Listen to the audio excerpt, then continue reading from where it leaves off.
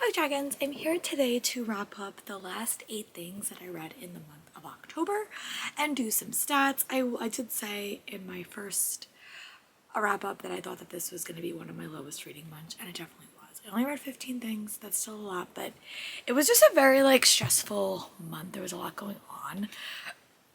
Nothing too bad, it was just stressful.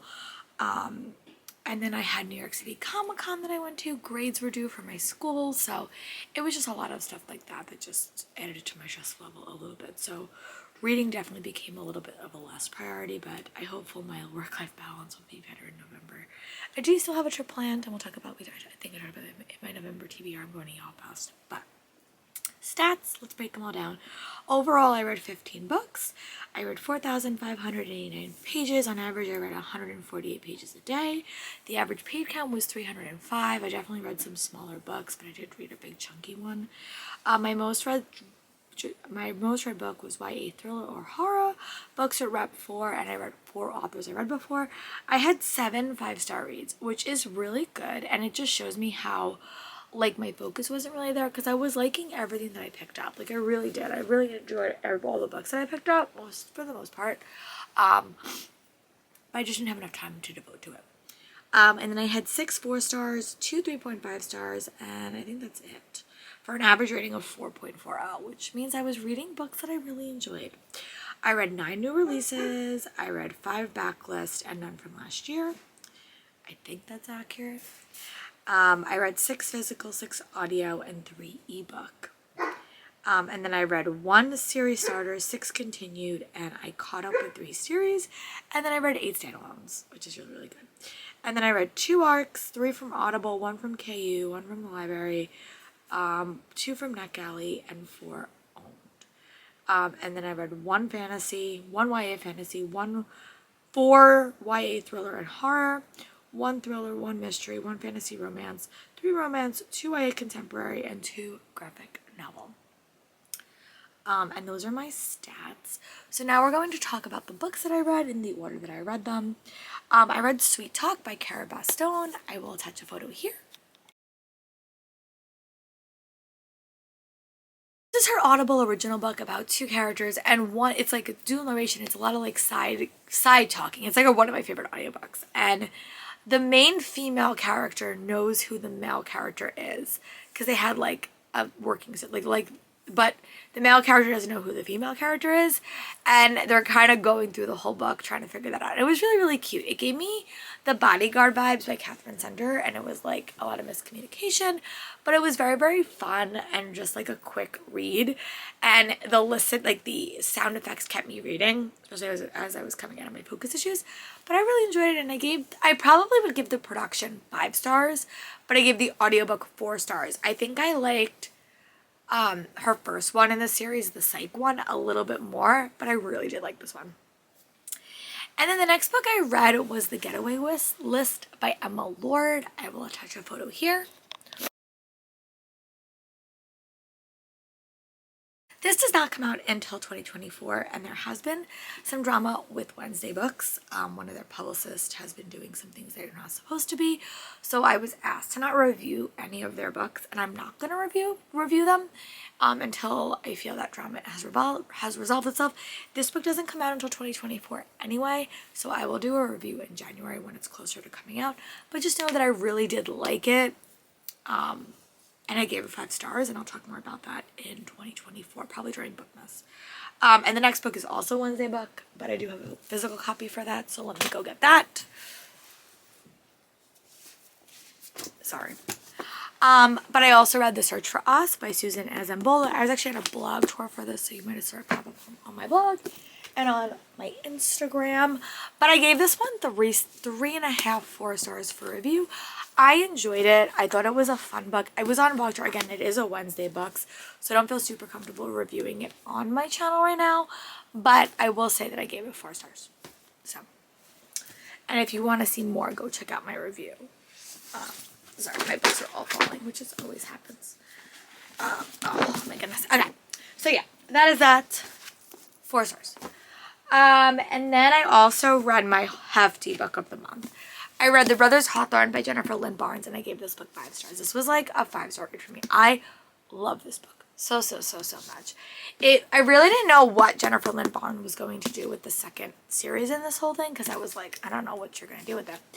But I love it because Avery still exists. Avery is a character, but this is a direct sequel to The Final Gambit, except it follows Grayson and Jameson, and they have two very different diverging plot lines, but their stories are so captivating. I will say I have a very soft spot for Jameson, but Grayson has grown on me throughout this whole book. So I'm very curious to see where book 5 goes, because there was a big shocker at the very end.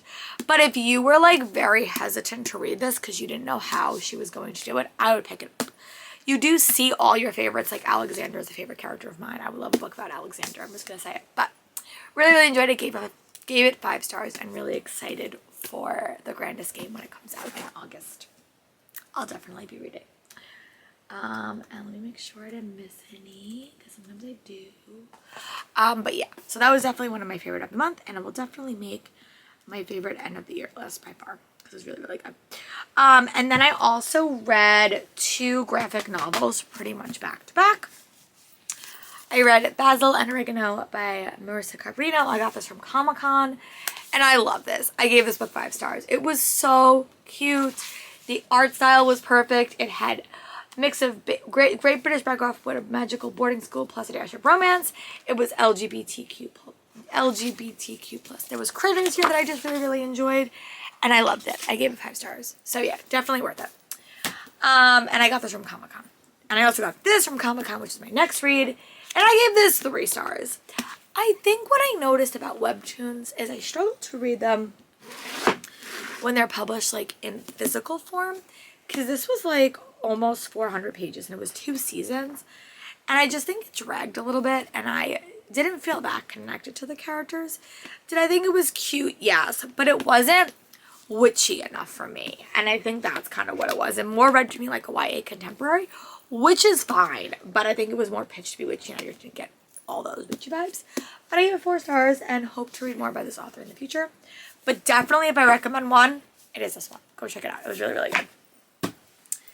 And then let me see what else I read. I think the next 2 are audiobooks, if I'm remembering right.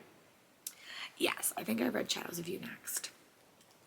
Rather Thought That took me like a really long time to read because it was quite big.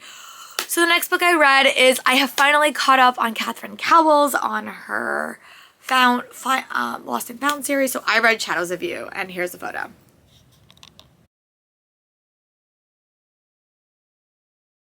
This is another 5-star read for me, and I really enjoyed this book. I think I went into this book sort of predicting how it would go, but I was wrong. So you have a single mom, and she works at the cafe. All these books have a little bit of romantic suspense to them.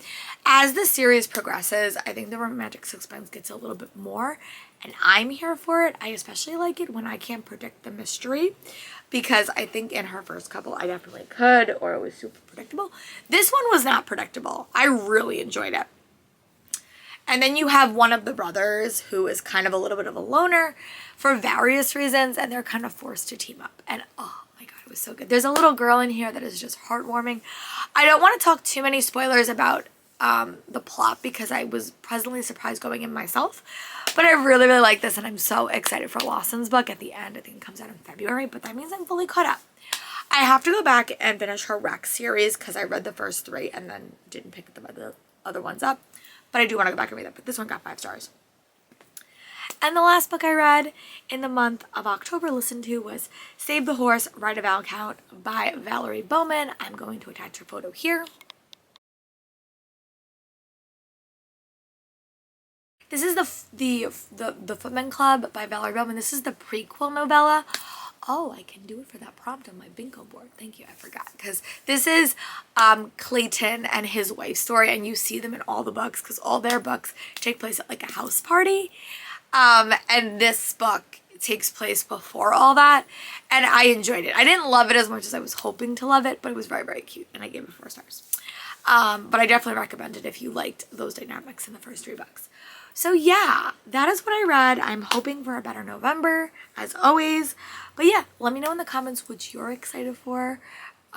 what you have read. What was your favorite of the month? If I had to pick out of this stack of physical books that I have, I would probably say the Brothers Hawthorne or The Getaway List. And if I had to pick of my audiobooks, I would probably say Shadows of You. Sorry, my dog is barking. But I hope you guys are having a good day, and tell me in the comments what was your favorite book. Bye.